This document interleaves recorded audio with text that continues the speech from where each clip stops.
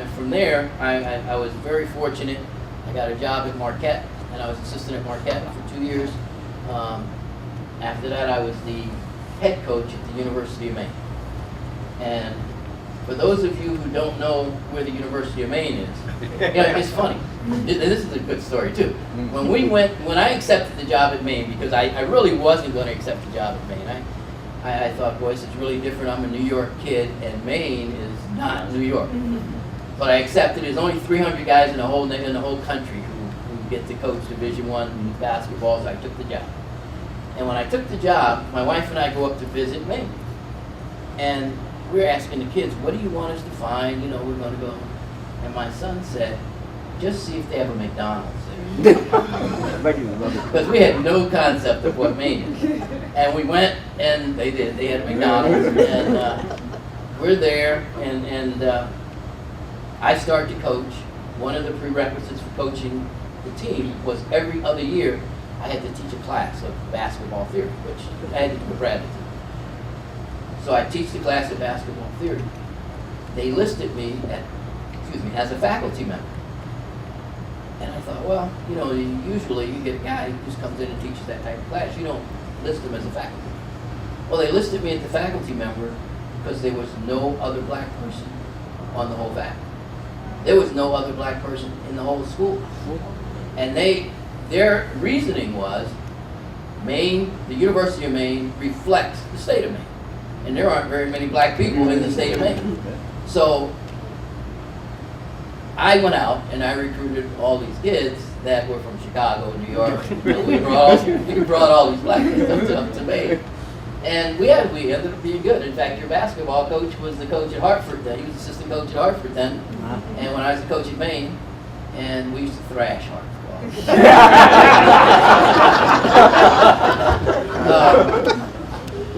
But we ended up, we had a great run. I was there for 8 years and actually enjoyed it. The only thing that was wrong is I was always afraid, that one of our kids would do something, and I was always afraid that if I did something, I couldn't blame it on anybody else because there was nobody else up there to blame it. I went from there to Northeastern University and was a coach at Northeastern for 5 years. And went from there to become an athletic director at Division III at Emerson College. And from there I became the commissioner at the ECAC. And it was a very different route for people to take to get to where I got. And I always have people ask me, what did you study in school to become? Well, I was a history major with a math minor. The idea that I was going to be in industry. I wasn't going to be a commissioner. I don't think anybody really goes against it, they're going to become a commissioner. But I think you take a chance and you roll the dice and you say, I'm going to try and do this, and I'm going to do it to the best of my ability. And I think that that's what every one of you guys need to embrace and say, I'm going to do this, whether it takes me 5 years or 32 years. It's something that I have, an advocation that I can do, that I can hope to hopefully fulfill. And when I do, I can add to my history just by doing that and being successful. Suzette read to you all the different committees that I'm on in that, and I think I've become the face of diversity for the NCAA. And it's pretty interesting because he was a kid from Harlem who never thought that he would be that. But I do embrace that. I think it's very important. I thought Dr. Brand, his idea of incorporating diversity into the schools was something that was very, very essential. His idea of presidential leadership, incorporating that into the schools, I think it is something that has to be done. And it will make the schools more accountable and more successful. I look at what happened here. I talked to several different people. Said, what a beautiful facility. And they all gave credit to the president. Said, he gets it. He understands how important athletics can be to academics. And that is something that's important. Coach Hartwell told me that the student athletes here have a higher grade point average than the regular students, and that they have a better graduation rate than the regular student body. And that's wonderful. But I think it's not that unique. Because I think if you look around, when you get great leadership, student athletes just fall in line.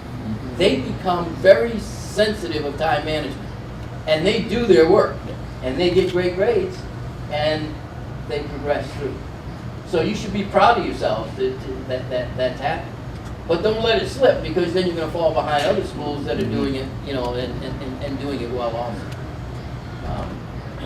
I was really happy when you called and asked me to come and speak. I have never been to Adelphi. I had heard wonderful things. I got to stay at the, what's the name of it? No. At the Garden City Hotel. That was worth coming down. I looked it up online. But you know, when you look up something online, they always put their best picture down, you know, so I didn't really know what to expect. And I drove up and I went, oh, this is good. I haven't told Suzette this, but I signed up to stay another night.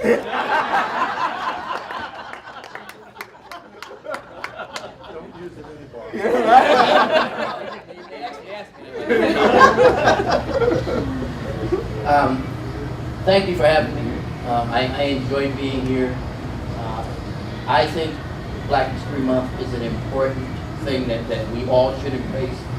I think some people look at President Obama and say we've made it, and they overlook Black History Month because we think we've made it. I think what's happened is President Obama is doing his damnedest to be as successful as he can, and he's incited a few of the people who want to be obstacles, and it can make it a little bit harder for us, in fact. And what we've got to do is continue to push forward. What the young people have to do is continue to make it, you know, make a name for yourself and be part of the change. And anything that comes out of it will all be good. And we will be moving forward doing what we do. All right.